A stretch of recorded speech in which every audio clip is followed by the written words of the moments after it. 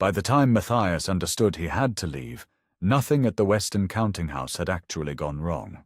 The ledgers were sound, the corridors polished, and the senior tables full of intelligent people speaking in careful sentences about scale, precedent, and stability. After 2 years inside one of Aurelia's largest Western indexing houses, he had learned how easily a place of that size could turn useful people into decorative ones. He was not failing there, he was disappearing there. So when the note from Zephyr came, Matthias read it twice before letting himself believe it. The guild was smaller, stranger, and far less safe. Its name carried more tension than certainty. It was the sort of house that could still make a person visible, which meant it was the sort of house that could still change a life. For the first time in months, risk arrived to him as relief.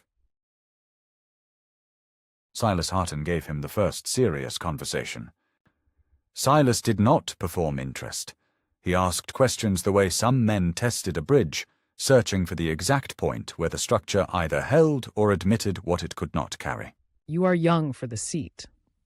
Then tell me why I should believe that is a source of force rather than risk. Matthias answered with judgment, not hunger.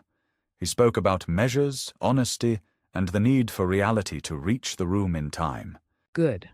That sounds like someone who understands the seat is not smaller than the work around it. It was not a promise. It was room. The later meetings were harder.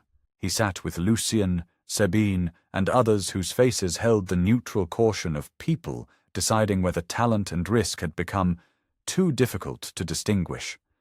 He could feel the arithmetic the moment he entered, his age, his range, his arrival from outside Zephyr's old ladder, and the dangerous brightness of someone who still believed a well-run function could change the shape of a house. You're asking for a great deal of trust very early. Only the kind the work can justify. Lucien said little, but he made opportunity sound generous enough to hide its terms. If they hired Matthias, it would not be because the room had drifted into comfort. It would be because he had made them believe he could move something that mattered. The final interview happened on the roof of Zephyr. Below them, Aurelia opened in bright terraces, canal light and brass-veined roofs. Lucien rested one hand on the parapet and let the wind do some of the talking before he turned. You have prestige where you are. You have safety. Why come here?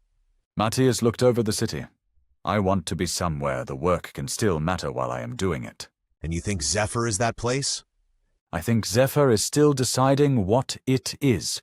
Those are the places where a person can still make a real difference, if the house is honest enough to let him. Lucien's expression barely changed, but one corner of his mouth moved in interest. It was the first time that day Matthias felt the future shift from abstraction into weight. The offer did not arrive as theatre. No bell rang over the city. Nothing in Aurelia announced that a life had just turned. But by the time he came down from the roof, the shape of his life had changed. Zephyr was not safer, clearer, or kinder than the house he was leaving. It was simply alive enough for judgment to matter, and at that age Matthias could not have asked for more.